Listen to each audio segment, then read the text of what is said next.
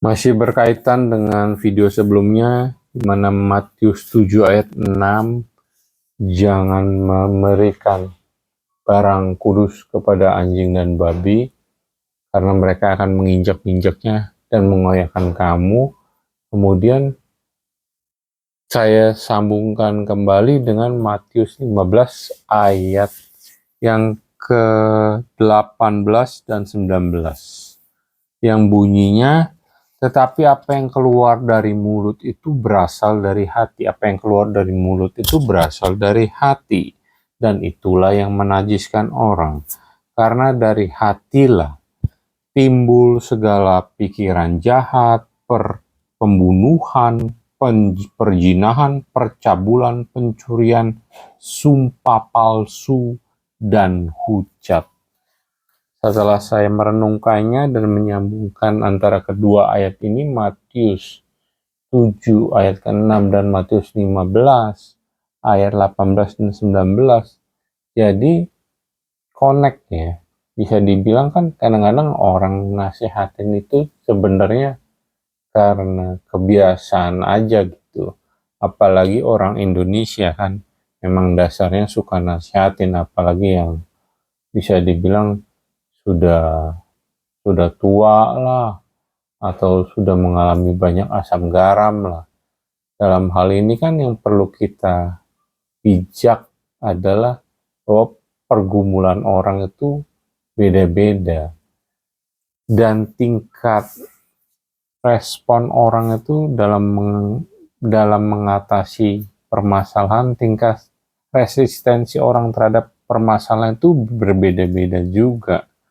Kan sering tuh kita dengar bahwa kalau dulu saya begini-begini, kalau zaman saya begini-begini. Masalah begitu saja kamu nggak bisa bereskan.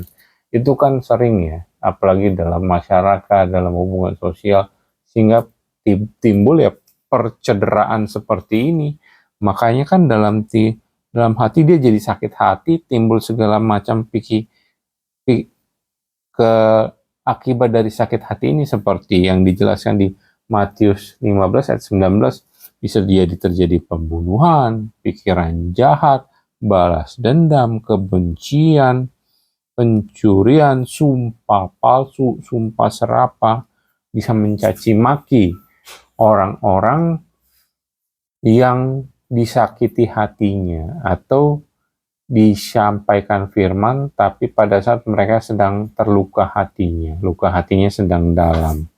Jadi dari sini semakin menegaskan ya, bahwa kita itu selain harus bijak memperkatakan firman sesuai dengan orang yang tepat dalam tuntunan Roh Kudus, kita juga harus mengerti, balik lagi introspeksi juga.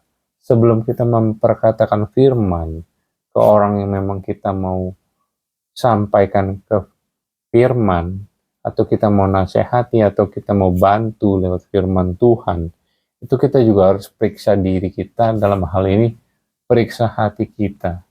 Apakah memang ini firman yang kita mau sampaikan itu memang berasal dari hati yang tulus murni, dan juga caranya atau cara menyampaikannya itu sudah tidak bertentangan dengan hati, atau bisa bilang sudah sesuai dengan tuntunan Roh Kudus, sudah sesuai dengan ketaatan dalam tuntunan Roh Kudus, sehingga apa yang kita sampaikan benar-benar berdampak mengubah orang tersebut, dan orang tersebut pun bisa mengalami bahwa firman Tuhan itu adalah sesuatu barang yang berharga atau sesuatu yang kudus. Itu yang mau saya sampaikan lewat dua video, yaitu di Matius, dan dua ayat firman Tuhan, yaitu Matius 7 ayat 6 dan Matius 15 ayat 18 dan 19.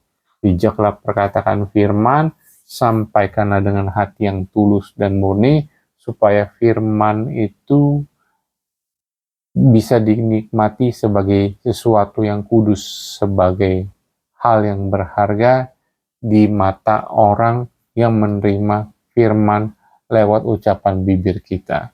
Terima kasih, semoga membantu.